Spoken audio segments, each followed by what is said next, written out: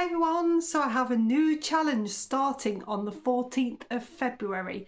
It's going to be super atmospheric skies, and these skies have come from my Facebook group where students learning from my tutorials have said, help, I need to do this sky.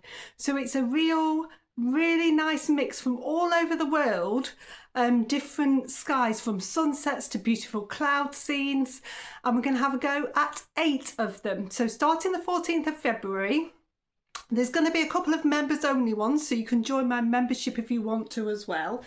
So a little bit of a sneaky peek. So this is one of them, a beautiful, bold, dramatic pink and orange sky. It's so wonderful. So that's one of them, and then we've got another very cloudy atmospheric sky. So that's a couple of the ones that are coming, a little sneaky peek. So what I wanted to go through with you today is the things that you will need ready for the 14th of February. So I use Saunders Waterford paper. It's a cotton paper. I'm going to show you a block so you can see all the details on there. It's £140, it's a rough weight. I use one of these and rip it into 4. It's a slightly bigger sheet of paper than that. That's a 9 by 12. It's about 11 by 15. I rip it into 4, so I've got 4 separate little practice ones to go on, and I can put them onto a board, tape them on, and that's what I am using. If you have different papers, you can have a go still, so don't worry, any other cotton paper would work. I prefer a rough paper. Again, you can use a knot, you could use a smoothie. It's about practicing the techniques. So you will need a palette, you will need a water pot. Brushes wise, I have used, I've got a pencil. You'll need a pencil just for a bit of drawing, around number 6. You will need a soft wash brush. This can be a goat or squirrel brush or a sable, that would work. I've got a round number 10. I've also used a little oil painting brush, which I haven't used for, but I use that for stippling. And then I've also got a round number 2 rigger. So they're the brushes that I'm using.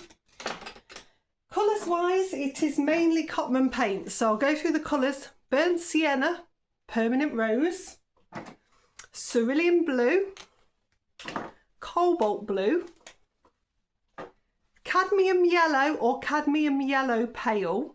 If you aren't using cotton, you can use a near alternative to this. Cotton are transparent or semi-transparent, so that's something to bear in mind. You want transparent colours when you're making these skies. I've got a bit of cadmium orange, a bit of ivory black, indigo, sap green. Along the way, I've used a few cotton buds or earbuds. And then I have 2 other things that I've used. Gouache, white gouache, you'll need some of that. And Scarlet Lake, this is usually artist quality watercolour. It isn't essential, but if you like the effect of the very bold colours, then you might want to buy that one. As I say every single time, you do not need to buy all of this. If you have kit and you want to have a go, just have a go with what you've got, and the nearest colour that you've got will work. You'll also need some kitchen towel. So I think I've covered everything. If you want to join my Facebook group, I'll pop it in the comments so you can be ready and prepared for when we start off. Please do subscribe. So you know that when the notifications come through, they'll come through every couple of days.